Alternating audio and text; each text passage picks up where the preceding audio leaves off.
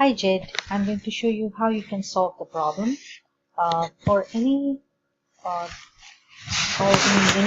oblique triangle, you must always draw a rough sketch and label it. And once you have labeled it, you figured out that you actually can set up the law of sine in this case, since it is a you can see it is given to be side angle type problem.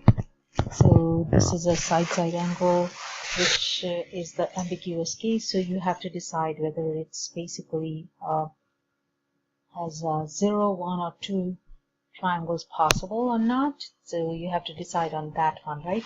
And you can see the since angle C is given and side B and C are given, you actually can solve for angle B. So you set up the law of sine in this case, and the setup is shown right here, and you simplify B, and since it has degrees and minutes in it, you actually can use the TI-84 calculator and use the second angle button to select your degrees, and also again you go back and select second angle and select the second option, which gives you the minutes. You can keep the degrees minutes that way, or you can convert that into degrees and minutes to decimal degrees, just like I've shown in this particular problem. I've used the decimal degrees, and you can figure that out easily. So 57 degrees, and to find your decimal degree, you would actually write down 20 over 60, and that becomes your degrees, and that's how I got my 57.333 degrees. So it's a rounded up number, and now once I substituted all of these and calculated, I came up with my 38.35 as my rounded up degree measurement.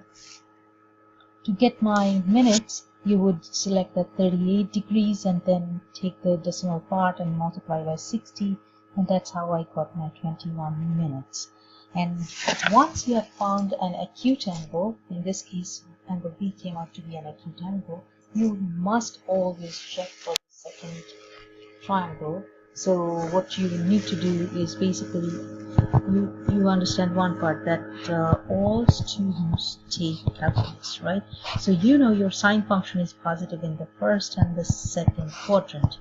So based on that, you really do not know whether you have this 38 degrees 21 minutes to be your direct angle in the first quadrant, or you are thinking about the reference angle in the second quadrant. You really do not know about this. That's why you actually have to make sure if the second triangle is possible or not.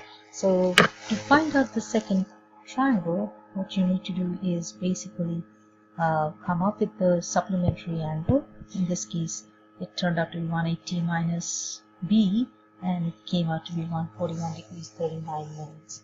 And since you have this supplementary angle and the given angle C came out to be greater than 180 degrees, that indicates it is not possible to have a second triangle. So that's why you do not have to solve for the second solution, but definitely it has one triangle possible, and you have already calculated our angle B.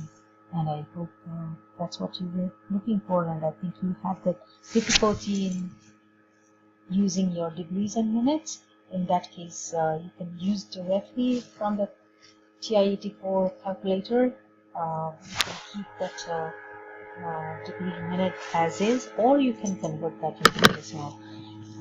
Hope this helps.